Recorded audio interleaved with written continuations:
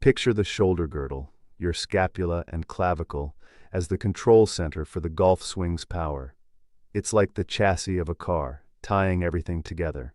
As you start your backswing, your ribcage rotates, and the scapula on your trailing side, the right side for right-handed golfers, slides and tilts. This motion, called protraction and upward rotation, pushes the humerus, the upper arm bone, backward and upward.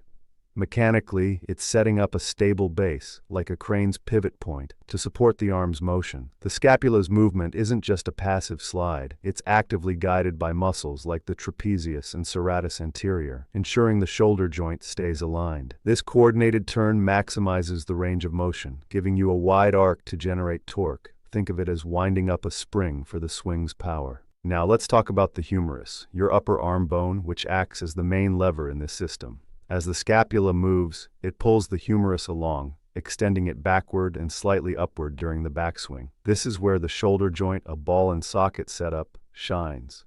It's the primary axis of rotation, allowing the humerus to swing freely while maintaining stability.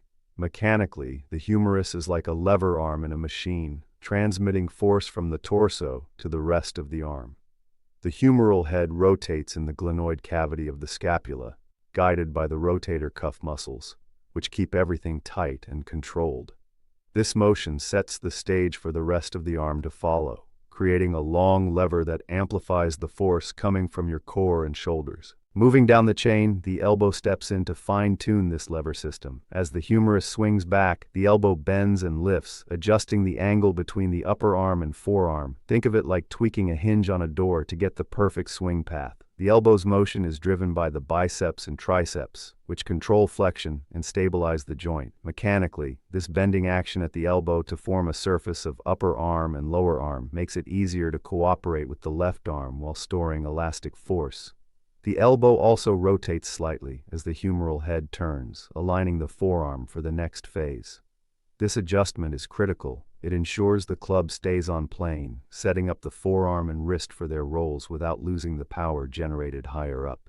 Here's where the radius and ulna, the two bones in your forearm, take the spotlight. During the backswing, these bones rotate around each other in a motion called pronation and supination, basically turning your palm up or down. This rotation is what lets you set the hand palm position naturally. Mechanically, it's like twisting a screwdriver to get the perfect grip on a screw. The radius rotates over the ulna, driven by muscles like the pronator teres and supinator, allowing precise control over the club's orientation. This motion doesn't just happen in isolation, it's tied to the elbow's bending and the humerus's swing, ensuring the club moves in a smooth arc. By the top of the backswing, this rotation helps position the club for a powerful downswing, storing energy in the forearm muscles for the release. Finally, the wrist seals the deal. As you reach the top of the backswing, the wrist cocks to about a 90-degree angle, thanks to the radius and ulna providing a stable base and rotating to make hands at the right position. This cocking, driven by wrist flexors and extensors, stores elastic energy in the tendons and muscles, like stretching a rubber band. Mechanically, the wrist acts as a tertiary axis, fine-tuning the club's release point.